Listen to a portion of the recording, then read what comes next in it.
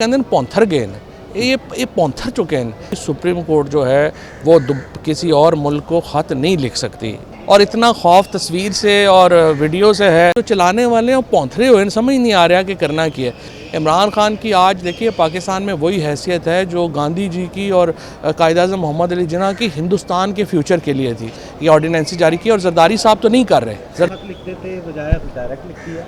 देखिए पहले तो ये तय कर लें कि चीफ जस्टिस पाकिस्तान को खुद पर एतमाद है, क्योंकि वो एक दिन उनकी गुफ्तगू और होती है, दूसरे दिन और होती है, तीसरे दिन और होती है और उनका जो इस वक्त एक समझिए मुझे तो लग रहा है सुप्रीम कोर्ट जो है ना उसमें उसकी इस वक्त वो एक तरफ अवामी दबाव में है और दूसरी तरफ जो है वो और दबाव में है। लिखने की ब्रिटिश गवर्नमेंट को ज़रूरत क्या पेश आई? मतलब क्या पाकिस्तान की सुप्रीम कोर्ट किसी दूसरे कंट्री को वजाहत देने की पाबंद है? देखिए मैं यही बात कर रहा था। पहली बात तो यह है कभी भी कोई सुप्रीम कोर्ट जो है वो किसी और मुल्क को ख़त नहीं लिख सकती। ये पाकिस्तान ये फेडरेशन का तकाजा है। अगर उन्हें कोई मामला थे किसी में उनको गिला भी था, उन्हें अपने फ़ॉरेन ऑफिस को कहना चाहिए था और वो फ़ॉरेन ऑफिस उनके तहफ़्फ़ुज़ात जो है वो आगे पहुँचाता। अगर आपने इस तरह से डायरेक्ट और फिर वो चीफ जस्टिस इंग्लैंड को जो है वो कॉपी कर रहे हैं, फिर वेल्स के चीफ जस्टिस को कॉपी कर रहे हैं, पूरी दुनिया में जग हंसाई हुई है आपकी, पूरी दुनिया में मजाक बना है। और आपने देखा बरतानवी जो हुकूमत है और जो सफारत खाना है उन्होंने उसका जवाब देना भी पसंद नहीं किया। सो आप कभी भी इस तरह नहीं करते कि आप डायरेक्टली जो है वो इस तरह से ख़त लिखने शुरू कर दें। और इस वक्त एक जिस तरह हम पंजाबी में लफ्ज़ है उसका अंग्रेज़ी और उर्दू तर्जुमा शायद मुमकिन नहीं है, वो कहते हैं पौंथर गए हैं, ये पौंथर चुके हैं। अब मुझे नहीं पता इसको अंग्रेज़ी में उर्दू में कैसे आप तर्जमा करेंगे, लेकिन इस वक्त जो चलाने वाले हैं वो पौंथरे हुए हैं, समझ नहीं आ रहा कि करना क्या है। और इमरान खान इतने बड़े हो गए हैं। इमरान खान की आज देखिए पाकिस्तान में वही हैसियत है जो गांधी जी की और कायद-ए-आज़म मोहम्मद अली जिन्ना की हिंदुस्तान के फ्यूचर के लिए थी। आप उनके बगैर हिंदुस्तान का तय नहीं कर सकते थे। आज पाकिस्तान की सियासत इमरान खान के बगैर तो आप तय नहीं कर सकते। आज हमने देखा कि सुप्रीम कोर्ट में नैब तरमीम केस की समाअत जारी है। स्टार्ट में ही अतर मनीला साहब ने कहा कि ये लाइव दिखाई जाए, चीफ जस्टिस साहब ने कहा कि ये टेक्निकल केस है, अवामी मुफाद का केस नहीं है। बाद में हमने देखा कि 4-1 के तनासब से फैसला आया कि केस की समाअत लाइव नहीं होगी। बात यह है कि ये केस तो फाइल ही 184(3) के तहत हुआ हुआ है और उसका मतलब ही अवामी मुफाद है। तो इस पर क्या बहस है कि अवामी मुफाद का जो केस है, बाकी नहीं दिखाना और इतना खौफ तस्वीर से और वीडियो से है तो फिर आप यही कहेंगे ना कि कल ही पौंथरे हुए इनकी करिए। फॉर्म 47 की बात की, ऑर्डिनेंस आ गया, कैसा देखते हैं? वो तो शायद करीम साहब का जो फैसला है उसने प्रैक्टिकली उस ऑर्डिनेंस को ख़त्म कर दिया है। मुझे बड़ा अफसोस है पे जो बना रहे हैं ट्रिब्यूनल, वो इसलिए कि उन्होंने तो कह दिया कि जो नाम है उनको आप देंगे और चीफ जस्टिस साहब ही फैसला करेंगे कि किस ट्राइब्यूनल के पास क्या बिजनेस जाना है। तो प्रैक्टिकली तो वो ऑर्डिनेंस ख़त्म हो गया। लेकिन मुझे बड़ा दुख है इस बात का। यूसुफ रज़ा गिलानी साहब देखिए 1993 में बेनज़ीर भुट्टो से वो लड़ पड़े कि उन्होंने कहा कि मैंने शेख रशीद साहब का वो प्रोडक्शन ऑर्डर जारी करना है।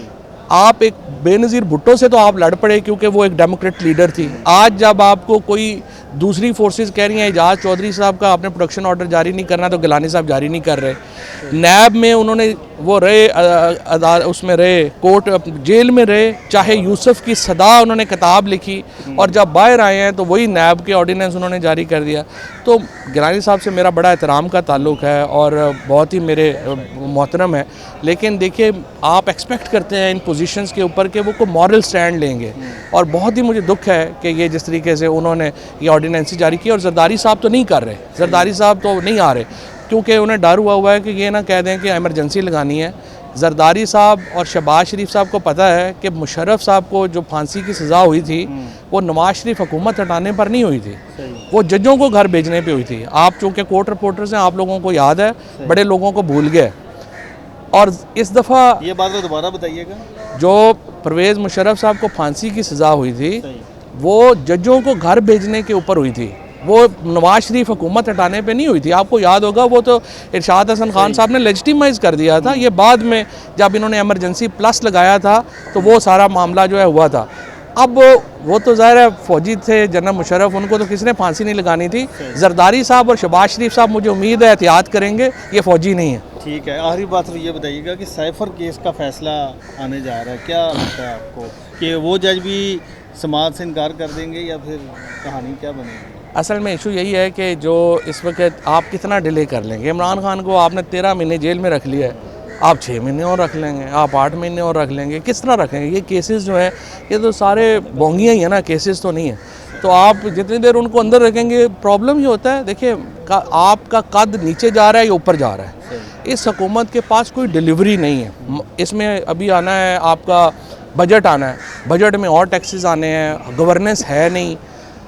इमरान खान ने जेल में कोई छोटा नहीं होना, उन्होंने इससे बड़ा ही बड़ा होना है। तो इमरान खान को क्या है, आप 6 महीने रख लें, 8 महीने रख लें, जितना आप इमरान खान को अंदर रखेंगे उतनी उनकी बारगेनिंग की जो पोजीशन है वो और बेहतर होती जाएगी। तो इमरान खान को क्या है मसला, जो गुफ्तगू करने की मजबूरी है ना, वो इस वक्त जो इक़्तिदार में लोग हैं उनकी है। इमरान खान को तो कोई मजबूरी नहीं है। तहरीक इंसाफ के सदर चौधरी परवेज साहब बाहर आ गए हैं, मुबारकबाद देने गए थे आप? नहीं, चौधरी साहब को मैंने मुबारकबाद पहुंचा दी थी, लेकिन इंशाल्लाह ताला उनसे मुलाकात जो है वो जल्दी होगी। सखावर मानिका का आप किरदार जो है वो कैसा देख रहे हैं सारे मामले में, इद्दत वाले केस? इद्दत का केस तो वैसे ही घटिया तरीन केस है। देखिए इतना और मेरा जो असल दुख की बात है ना, ये जो हुकूमत क्या कर रही है, जिसमें पीपल्स पार्टी की हुकूमत, बिलावल भुट्टो जैसा बंदा है जो एक लिबरल पाकिस्तान में अपने आप को प्रोग्रेसिव आदमी जाहिर करता है, और पीपल्स पार्टी ही प्रोग्रेसिव पार्टी समझी जाती है।